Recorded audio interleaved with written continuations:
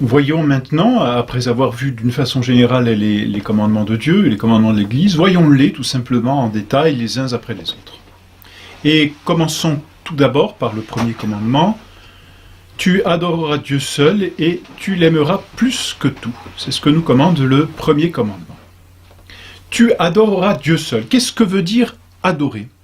Adorer, c'est rendre à Dieu les hommages qui lui sont dus, parce qu'il est notre Créateur, le souverain maître de toutes choses. En fait, parce que nous sommes créatures, nous sommes dépendants de Dieu. Et cette dépendance de Dieu, nous devons l'affirmer et nous devons la manifester à Dieu. Un peu comme un enfant doit manifester à ses parents qu'il en est dépendant, et doit à ses parents un certain honneur, une certaine obéissance. De la même façon, la créature doit à son Créateur un hommage en raison de sa dépendance, pour manifester ce lien qui l'unit au Créateur et lui rendre l'hommage qui lui est dû. Dieu nous a tout donné. Donc il faut, comme l'en remercier, il faut l'adorer. Donc adorer, c'est rendre à Dieu le culte qui lui est dû. C'est cela que l'on veut dire. Rendre les hommages à Dieu, c'est rendre à Dieu un culte. C'est cela. Et le mot est très important. Qu'est-ce que le culte ? Eh bien, le culte, c'est comme une vertu morale qui appartient à la vertu de justice. C'est ce que l'on appelle la vertu de religion. Il est juste que nous rendions à Dieu un culte. Il est juste que nous rendions à Dieu des hommages. Pourquoi ? Parce que nous sommes liés à Dieu. Quand bien même nous ne le voudrions pas, nous sommes liés à Dieu. Nous existons parce que Dieu nous fait exister. Nous sommes parce que Dieu nous a voulu. Donc, quoi qu'il arrive, nous sommes liés à Dieu. Eh bien, puisque nous sommes liés, il nous faut nous sentir liés, et l'acte par lequel nous nous relions à Dieu, c'est un acte de religion. Et l'une des étymologies données du mot religion, c'est précisément ce lien qui existe entre le Créateur et sa créature. Autant Dieu est lié à nous parce qu'il nous fait exister, autant nous devons exprimer ce lien à notre tour par l'hommage que nous lui rendons, et cet hommage s'appelle un culte. Et voyez que ce culte ressortit véritablement à la vertu de religion. Et c'est une vertu de justice. C'est juste. Vous voyez, la justice, on l'a vu, consiste à rendre à chacun ce qui lui est dû.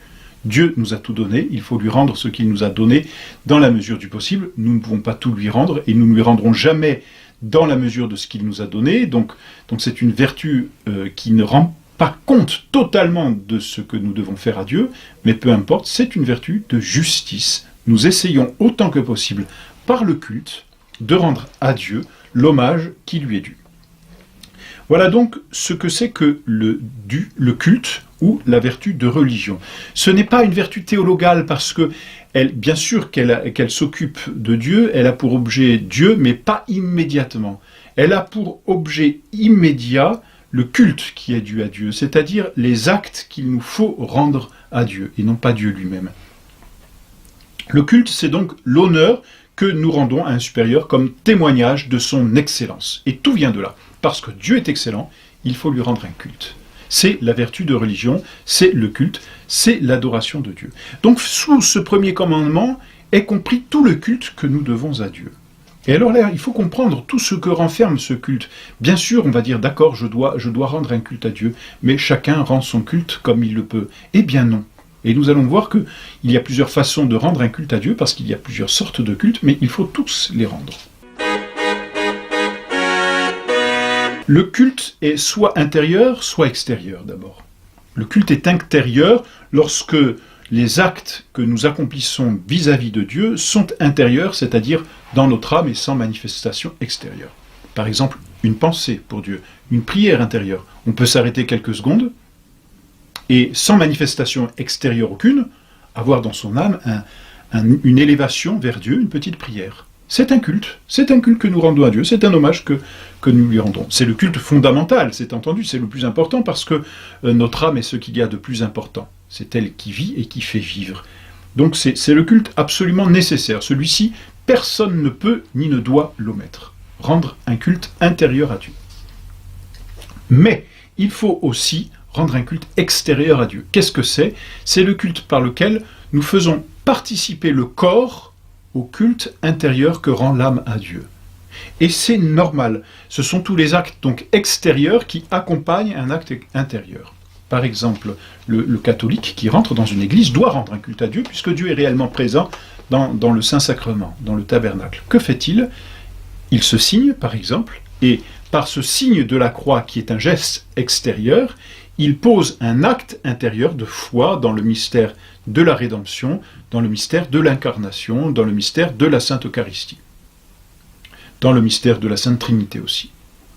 Cet acte extérieur du signe de la croix est un culte extérieur qui est la manifestation d'un autre culte intérieur, l'hommage que l'on rend à Dieu et à ses saints mystères. Le chrétien qui se prosterne devant la Sainte Eucharistie, la Sainte Présence, et qui fait une génuflexion, rend un culte extérieur.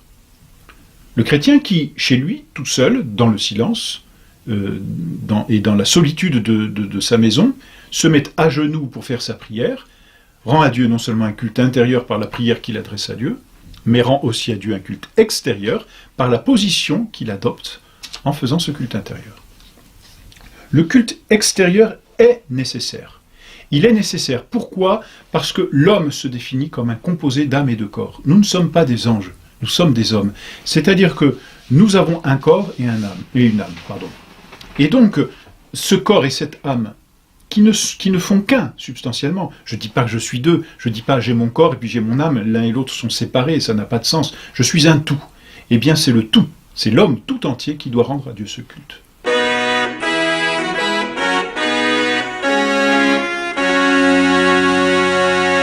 Donc le culte extérieur, il est nécessaire aussi de le rendre à Dieu. Tout dépend de Dieu. Ensuite, on distingue une autre façon de rendre à Dieu un culte, c'est le culte privé et le culte public. Le culte public, on l'appelle aussi la liturgie, ou le culte liturgique. C'est exactement la même chose. C'est le culte qui est rendu au nom de l'Église et par son autorité sous la forme qui lui est prescrite. C'est un culte social, tandis que le culte privé, c'est le culte qu'une personne rend en tant que personne, individuellement, à Dieu. Bien sûr, le culte individuel est nécessaire, parce que tous nous avons été créés par Dieu. Mais il faut rappeler, et aujourd'hui plus particulièrement, contre le laïcisme qui mange toutes nos sociétés, et justement contre toutes ces erreurs philosophiques qui sont à la base de la démocratie moderne et du personnalisme, il faut rappeler que le culte public est nécessaire. Tout chrétien doit pratiquer un culte public, c'est-à-dire un culte social aussi. Pourquoi? Parce que Dieu a créé la société. Parce que Dieu a créé l'homme social. Dieu n'a pas créé l'homme, tout court, il a créé l'homme social. Lorsqu'un homme naît, il naît toujours dans une société. Il appartient à une famille, il a un nom de famille. C'est comme cela que l'on dit. Il a un nom de famille, c'est-à-dire un nom qui le fait appartenir à une famille. Il a un sang, il a une hérédité. Il appartient à une patrie, il a une culture. C'est impossible autrement. Tout homme qui arrive dans ce monde arrive déjà dans une société. De sorte que l'homme qui doit rendre un culte à Dieu doit le rendre en société. Parce que c'est dans sa définition. De la même façon que nous avons dit que et le corps et l'âme appartiennent à la définition de l'homme, donc et le culte intérieur et le culte extérieur doivent être rendus à Dieu, de la même façon. Et c'est curieux qu'on admette difficilement cette conclusion, mais c'est naturel, et c'est logique, cela découle de la même façon, parce que l'homme est par nature social, il doit rendre un culte social à Dieu, public. Qu'est-ce que c'est que ce culte public?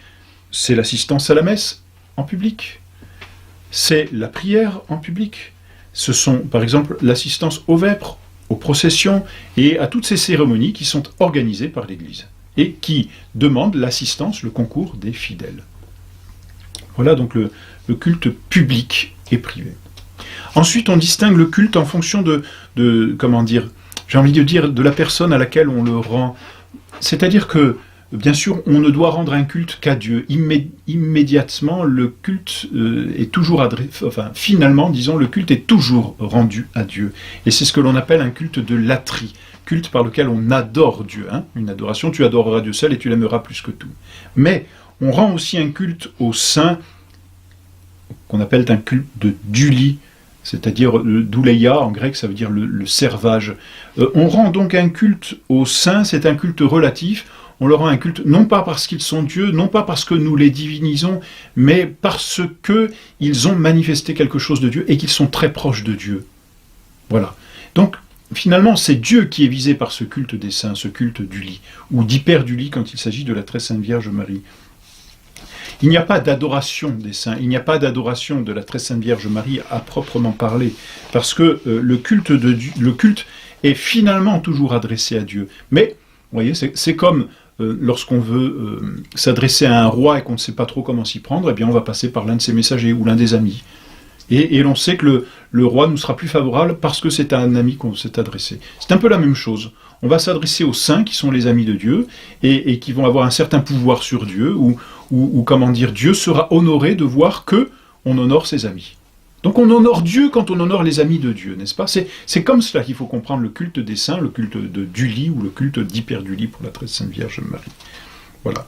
Et du reste, vous voyez, tous ces actes du culte, on les appelle aussi des actes de dévotion, c'est-à-dire c'est non seulement un acte d'adoration, mais un acte d'adoration tel qu'il va mouvoir la volonté à se donner promptement à tout ce qui regarde le culte. Dévotion, c'est le dévouement. Dévouement, se dévouer, c'est donner sa volonté à celui auquel on se dévoue. Voilà donc pour le culte qui engendre donc la dévotion, qui engendre, on peut dire aussi l'oblation, le don de soi, bon, peu importe, le culte des saints, pareil. Et avec le culte des saints, il y a aussi le culte des images. Mais là encore, attention, ne tombons pas dans l'excès de dire qu'on adore une image ou qu'on vénère une image. Non, bien sûr que non. On adore ou on vénère celui qui est représenté par l'image. Mais ça, tout le monde est apte à le comprendre. Quand on a quelqu'un qui nous est cher et qu'il est loin de nous, on en garde son image. Non pas, c'est pas le bout de papier qui nous intéresse, c'est le souvenir de la personne. L'image nous rappelle le souvenir de la personne. Voilà pourquoi nous rendons un culte aux images, non pas parce que c'est une image, mais parce que c'est une image de la personne, une image de Dieu, une image de la très sainte Vierge Marie. C'est pas le morceau de plâtre, bien sûr, qu'on adore, ce serait l'idolâtrie. Non, c'est la personne qui est représentée. De la même façon, d'ailleurs, pour le culte des reliques, on respecte les reliques des saints. Reliques, ce sont les restes, reliquia, n'est-ce pas, ce qui reste des saints. On les vénère parce que aussi ils nous rappellent quelque chose des saints. Il n'y a pas de relique de Dieu, bien sûr, hein, mais relique des saints. De la même façon que quand on a perdu un être cher, on garde des choses qui lui avaient appartenu pour garder la mémoire et l'affection et le souvenir de cette personne. Et donc on garde, peu importe, un stylo, et on vénère pas le stylo pour lui-même. Cette chose nous rattache à la personne, vous voyez.